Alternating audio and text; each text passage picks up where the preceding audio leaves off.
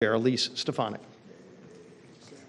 The Fiscal Responsibility Act is a win for the American people and future generations. I know that as the newest mom in Congress, when I think of my son Sam, when I think about the babies born in this country today, we are standing up for them. I also want to thank Speaker Kevin McCarthy for his extraordinary leadership, this entire team, Patrick and Garrett for leading the negotiations, and the dedicated and disciplined teamwork of our House Republican Conference to successfully communicate our message and deliver this result for the American people. The Fiscal Responsibility Act will be the largest deficit reduction in history. It will restore fiscal sanity, and it will hold Washington accountable.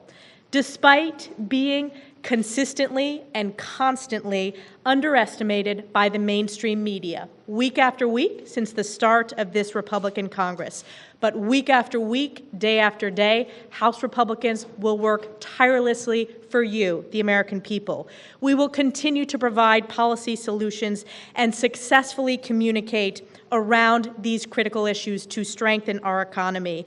And we won this public narrative with the support of the American people. Between President Biden and Speaker McCarthy, House Republicans won from start to finish. The passage of this legislation is a testament to House Republicans delivering on our commitment to America, an economy that's strong. I look forward to the Senate passing this bill, and again, I thank Speaker McCarthy and the entire conference for their teamwork and leadership to deliver this result. I'm now honored to turn it over to one of our chief vote counters, our Chief Deputy Whip, and I want to also thank our Whip, Tom Emmer, for their incredible work throughout this process. My good friend from Pennsylvania, Guy Rushenthaler. Thank you, Chairwoman Stefanik. You know, we got to remember where we were when we started. Everybody said that the Democrats would not negotiate, that Biden would not negotiate, that there had to be a clean debt ceiling increase. And we were told that Republicans would never have the votes to lift a debt ceiling. And we passed Limit, Save, Grow with Republican votes. We did that despite everybody saying we wouldn't. And then we came back, we got Kevin McCarthy in the room, we got Garrett Graves in the room, Patrick McHenry to negotiate. And we were told again that Republicans would not have the votes to get this done. And tonight, we passed this with over two-thirds of our conference voting for this act. And we knew we had to do two things. Of course, we had to lift the debt limit. We had to avoid financial disaster, but we also had to have real spending reforms. And this is the largest deficit reduction we've had in history. So I couldn't be more proud of Whip Tom Emmer, our entire Whip team, Speaker McCarthy, and the two negotiators that we had in the room, Garrett Graves and Chairman McHenry. And with that, I'd like to hand it over to my good friend, Chairman McHenry. Hey, thanks, Guy. Thank you. Well, first of all, it was an honor to negotiate on behalf of House Republicans and Speaker McCarthy. That was a true honor. And it was a real privilege to work with Garrett Graves of Louisiana, who's become a very dear friend of mine and a trusted confidant. It was tough. It was a tough negotiation. It didn't please everyone. Go ask anybody in the halls, right? It's divided government, so our expectations have to be right on what we can achieve in divided government. But even in divided government, we brought a fiscally conservative package to the House of Representatives, commensurate with the House Republicans' demands that we pare down spending, commensurate with the command of the Speaker that we spend less money next year than we spent this year. And we delivered on that. It's $2 trillion of savings. And what that means for the taxpayer is it lightens their burden to pay higher taxes in the future for the debt we're accruing today. We have work requirements, and we think the value of work is important for American society, and we give people that opportunity and connect it with the social safety net. And we balance that, making sure that we are careful about the homeless population and veterans and those right out of foster care. We're very thoughtful about that. And finally, with permitting reform, with environmental law changes, we're going to see energy production here in America that will happen more quickly. We're going to see projects happen, like roads and bridges and buildings, happen more cheaply and a whole lot faster. So there's a good package. And this is a down payment on what conservative governance can look like in Washington, D.C. But in a divided Washington, it's not perfect, but it's a step in the right direction for the conservative philosophy that I hold and the outcomes that I seek and House Republicans seek. But I want to thank Speaker McCarthy. Without his focus and effort, without building consensus among House Republicans and being able to deliver on a bill that raised the debt ceiling, we wouldn't have been at the negotiating table. So we had a lot of folks that wanted to make the perfect the enemy of the good. This was quite a good package. I'm proud of the work we were able to put forward, and I'm proud that this bill can become law. And it was a real honor to work with my good friend, one of the most intelligent, focused members of Congress, and one of the worst practical jokers that I've ever met, my good friend, Garrett Graves. Thanks, Patrick. Wow, what a year it's been. Y'all remember in January, you're sitting here looking at one of the thinnest majorities in modern history. You're watching a bumpy January start. And you, along with everybody else around the country, was sitting there thinking, this is going to be a dysfunctional Congress. But I'll tell you, there's one person who's standing behind me who said this isn't going to be a dysfunctional Congress, this is going to be a transformational Congress.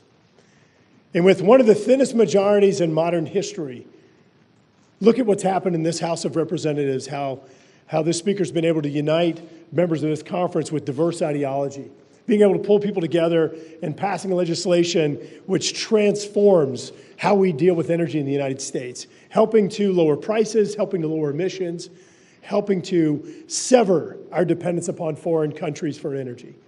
We have a crisis on our southern border with millions of citizens of other countries illegally crossing into our nation, bringing fentanyl that's killing our own citizens, enriching cartels, human trafficking.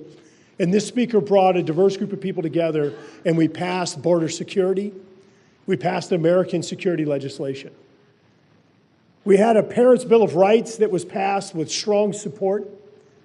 We had a bill that was signed into law that prevented a lessening of punishments for crime. We had a bill that was signed into law that ended the COVID emergency. And today, one of the most historic pieces of legislation that has ever passed the House of Representatives. A bill that will save the American people over $2 trillion. A bill that helps to restore the appropriate balance of powers as envisioned by our founders. That ensures a role of Congress, that ensures that you don't have a tyrant, a dictator, a monarchy that's out there waving a wand, deciding that hundreds of billions of dollars of taxpayer funds are going to be spent without any approval or consideration by their representatives in the United States Congress. Legislation that builds upon work requirements, that benefits both those that pay taxes and those that are dependent upon our social welfare safety net, because it has been proven that this helps get people back into the workforce. Look, I could go on and on about all the benefits of this legislation. Signed into law. This is one of the most significant pieces of legislation that's ever passed, and I'll say it again. With a bumpy start and many people with incredibly low expectations, we've once again passed transformational legislation, and as the speaker said, it's just the first step. The man behind me is one of the best strategists I've ever seen in my life. And what you saw today, the legislation that passed with over 300 votes, hitting high water marks in categories no one ever expected, anticipated, or ever before achieved. Wouldn't have happened without him, wouldn't have happened without the vision, the leadership, the persistence, and the optimism. Thank you. I do want to say there's one person that's not here right now that deserves a lot of credit, and that's our whip, Tom Emmer. He's done an amazing job. So, want to take some questions? Yeah, you're excited. So in the bill, there's the CR provision. Why does it? No, there's not a CR. What it says, this is not an automatic CR. It says, for too long, I'm frustrated how this place works. People didn't have to show up for work. You couldn't be in this building. We would have to pass 1,000-page bills with no one having opportunity to read it. I hope you understand that has all changed. But what we would do is, in the past, the Democrats would wait and they'd throw an Omni, do all the work they hadn't done all year, and they'd throw it with about $1.4 trillion at us right before Christmas, told you had to pass it or you couldn't go home. You couldn't read it, you got shoved at you. No more omnis, no more business that way. This place has changed. This was a 99-page bill. I'll get to the answer. You had 72 hours to read it. The majority, 15 pages, were just rescissions, things that we are taking back. What this does, by January 1st, encourages this body to pass all 12 appropriation bills. Don't give us an omni. Do the job you're elected to do. And if not, a 1% cut across the board. I think it'll encourage them to do the job. Yes. What would happen between October 1st and January 1st? You would have to pass some type of CR during that time period. Yes. Kevin McCarthy, this was an overwhelming bipartisan vote. Does it say something that more Democrats voted for this bill than Republicans? Do you have any regrets about pushing for deeper spending cuts that could have got some of the conservative members? Really? Okay, so let's see. Deeper spending cuts. Non-defense spending, you take vets out, is lower than it was in 2022. What we just proved was Democrats were here and they spent $6 trillion. They brought us inflation, everything else. They said only thing they would do is just raise the debt limit. Well, now they voted for work requirements. Now they just voted to put PAYGO on on all of our president, that he can't go create a new regulation or others without cutting before that. They now just capped spending for 1% for the next 6 years. I can think of all sorts of more bills I'm going to bring to the floor because they just said now they'd vote for it.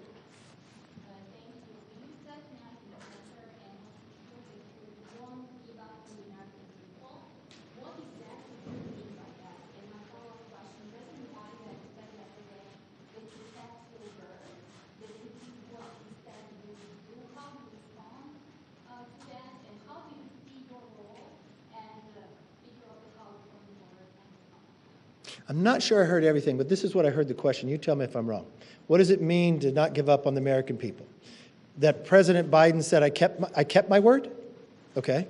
And what do I see going forward? When I talk about the American people, I talk about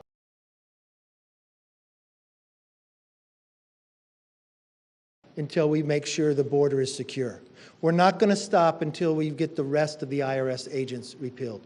We are not going to stop until we put ourselves on a path that a new child born in America is not given a $95,000 bill. We're going to make our economy stronger. We're going to make our streets safer. We're going to give you more freedom where government gets out of your life, and we're not going to stop until we make this happen. Yes, sir.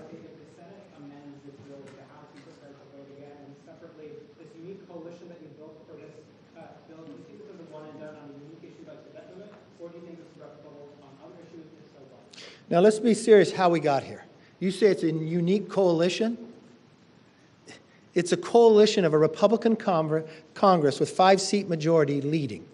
The president would have never even met with us. He denied meeting with us for 100 days until we passed something and the Senate did nothing.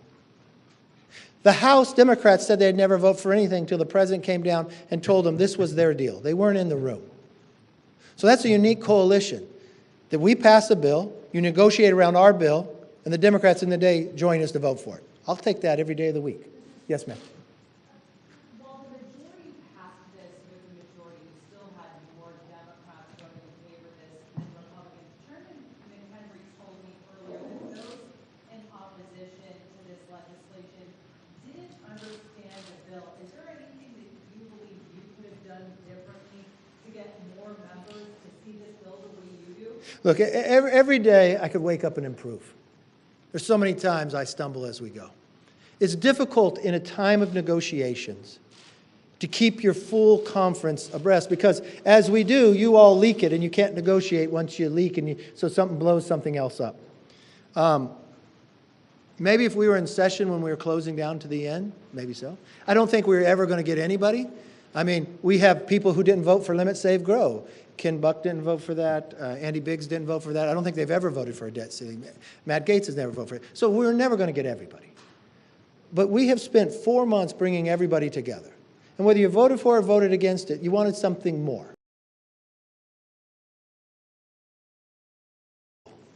If I'm going to say this doesn't have something I want, I'd vote no against every bill. But history will write, this is the largest cut in American history. It's not even close. And there's a number of people who voted against it that had voted for debt ceilings in the past that just raised them. So maybe I could have explained it better.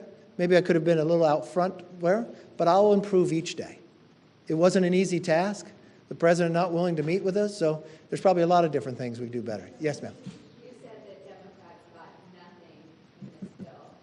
They got more votes. So how do you define them getting nothing because all those Republicans? Well, I think they voted for it because they wanted to stick up for their president. But if you think they got work requirements, I'll bring them more work requirements. If you think they like the idea of having $2 trillion in cuts, I'm coming back tomorrow with more cuts. If you think they like the idea that we can change environmental review, I'm bringing more of that back because I didn't get everything I want. If you think the Democrats like repealing $21 billion from the IRS agents that they want to try to hire sometimes and they hired none, I'm bringing back the next $60 billion to them. So this is great. I think it's wonderful that they voted for it because they are now on record.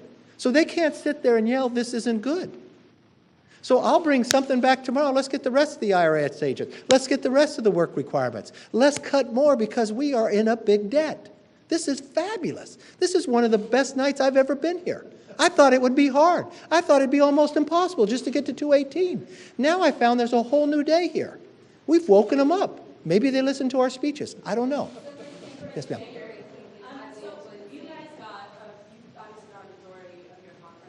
Two-thirds. Yeah, two-thirds. Over two-thirds, but just to be fair. Do you think that this should kind of quiet the rumblings when people House Freedom Caucus members up in Washington? It's up to them. Yes. So, in the past several days, obviously, some members of your Congress have been very vocal about their issues with this bill. Some of them violated promises you made to them in January. What is your response to that? Well, first you have to tell me what promise I violated. Did I say I would cut the biggest spending cut in American history? I don't even think I said that, but I probably surpassed my promise. If you think I would say we'd get back to 2022, if you take the non-defense veterans out, it's actually lower than 2022. If I said we'd get some work requirements, we got some work requirements. If we said we would cap it, spending, we got 6 years of that. So I'm not sure which promise I could make that I couldn't keep.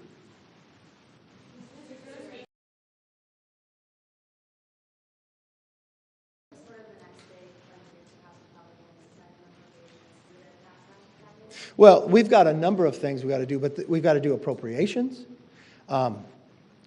We've got a lot of oversight work to do. I don't know if you followed FBI Director Wray not following through on our subpoena. Now says he would let us look at the document. I think there's a lot of problems out there. There's a lot more in spending. I don't think the FBI deserves a building the size of the Pentagon and some Taj Mahal to spend almost $1 billion in. I think there's a better way to spend that money. I think there's a lot of places we can look that we can find savings. I see the border that's still not secure. We passed a bill over to the Senate. So we got an appropriation process. There's a lot of ways that we can get legislation in there at the same time. We're going to work each and every day. Every day I'm going to wake up, try to improve from the day before, and keep my eye on what the American people want us to do. Yes. You all put in a lot of work. You forged some very deep relationships, I think, with your counterparts in the White House through these negotiations with Government Trust. What has been a naive question, but I wonder, you all this is one of the most bitterly divided times in our political history. Is there potential that this sort of topic could use some other innovations by the U.S. White House, like immigration? Look, there's a number of things. Well, the first thing I would say, you've got to secure the border before you do immigration reform. And we tried hard to make some of that in here. We tried hard to be able to even reform further that we could become energy independent. And we committed that we'd continue those discussions, that we couldn't get it all in here.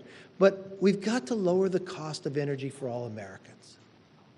We could become energy independent, but we can help the world, and we can lower global emissions around the world.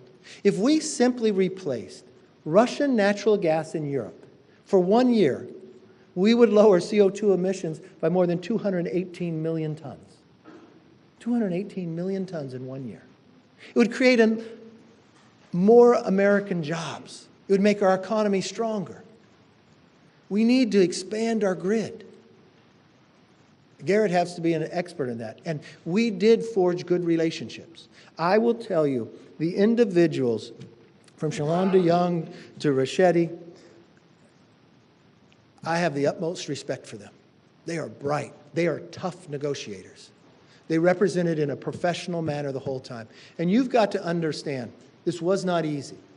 This negotiation blew up a number of times, where I wasn't sure at times we weren't going to get somewhere. There were times that one side would say to the others, maybe we need to give up. Maybe we have to have somebody else different in the room, that maybe we're not doing something that you're not seeing the way we're seeing it. But the one thing that happened is that we didn't give up, that we believed we could find a place. I know the country is divided. I watched Congress divided today. I watched my own Congress, my own conference. I will work to make sure everybody comes back. It might not be easy, but it's too important to let go. Yes. Mr. Speaker, it sounds like we won't be doing this again until 2025. What a shame there. But in the meantime, what's your message to voters as they look back on this moment and call it a historic moment in preparation for the next presidential election? Okay, well, this is what I will say. It doesn't mean we're going to wait just for the next debt ceiling to come. I didn't want to wait till the end days to do this. That's why I went down to see the president February 1st. But we're not going to solve our debt problem by trying to do it during a debt ceiling. I'm putting a commission together as Speaker of Republicans and Democrats. America has done this before. We did it right after World War II. We put a committee together of Republicans and Democrats that looked at any place that they had duplication. It was the last time we had hit debt at 102% of our GDP. And they did it together. And when they found duplication that they could eliminate, they brought it directly to the floor. No amendments, vote it up or vote it down. We can't keep doing the same thing to solve the problem. We have to think differently. And we can't do it with just one party. We are all in this together. And I'm going to encourage the Democratic leader to nominate and appoint the people who will be serious. And when I worked with Hakeem when we did the China Select Committee, that's what we got. And we were able to work together on this. So that's what I'm coming back with tomorrow. Yes, ma'am. I'm actually going to ask you about the fiscal commission. It sounds like you're looking to put it together outside Democrats and Republicans to serve on this. Would that take a bill like to establish this commission? And if so, when would you bring that forward? Well, I'm not convinced yet that whether I use people on the outside or just use members of Congress themselves. I'm not sure I want to wait for a bill to pass the House and get stuck in the Senate. The Senate doesn't do much. So I happen to be Speaker. Why don't we just create it? Let's not wait. Let's do things. We don't need to keep studying. We don't need to keep waiting. The American people are tired of that. This is a new House under new direction with a new focus. The focus on them. Yes. I'm just following up on another question. If the Senate passes amendments to this bill, is the House prepared to take up amended bill from the Senate? House or Senate Republicans have said that they want to offer amendments. They can offer amendments. I'm not quite sure they'll pass, but we'll take that up as it goes. Look, the House is here when they weren't supposed to be in session. I know many of them are going home. We'll do whatever needs to be done, but I doubt that it'll come back. And then can I ask on your relationship with President Biden? How has that changed over this series of negotiations? Obviously, you said negotiating from the White House officials came here. You had multiple meetings with the President himself. How has this changed your relationship with him? He hasn't invited me to dinner or lunch yet, so. Look, I respect anybody in the office. It's not an easy office to win. I understand what they're under. I just hope he doesn't sit back and ignore people when they want to work with you. I enjoyed working with his team. I enjoyed meeting with him. We're wide apart in a philosophy. We're wide apart in the direction we want America to go. We have a much different understanding when it comes to revenue and expenditures. He has increased spending so much in America. It is the highest level we have ever spent in this country, while at the same time we have the most money ever coming into this country with the largest debt we ever had. It is not to do is keep raising taxes. We should take this moment in time in our history to have the highest revenue to be paying down debt, not spending more. We have a clear difference there. I respect him, I'll debate him, but I'll work with him if we can lower the debt. Yes, ma'am. Mr. Speaker, when we talk about the Senate taking this up later this week, you and your team have really taken the lead on these negotiations with the White House. The Senate wasn't really involved in them. You guys hashed out the deal. So how is this working now when it moves to the Senate? We have some Republican senators saying they'll stall the bill. Are you working with your Senate counterparts to encourage them to vote in favor of this deal and get it signed into law? Look, everybody gets elected on their own. I think the Senate sat back and they didn't produce anything. Ideally, it would have been great had we produced something as we did and they produced something. We could have gone to conference. Unfortunately, they decided that no, just wait to the deadline and rush everything through.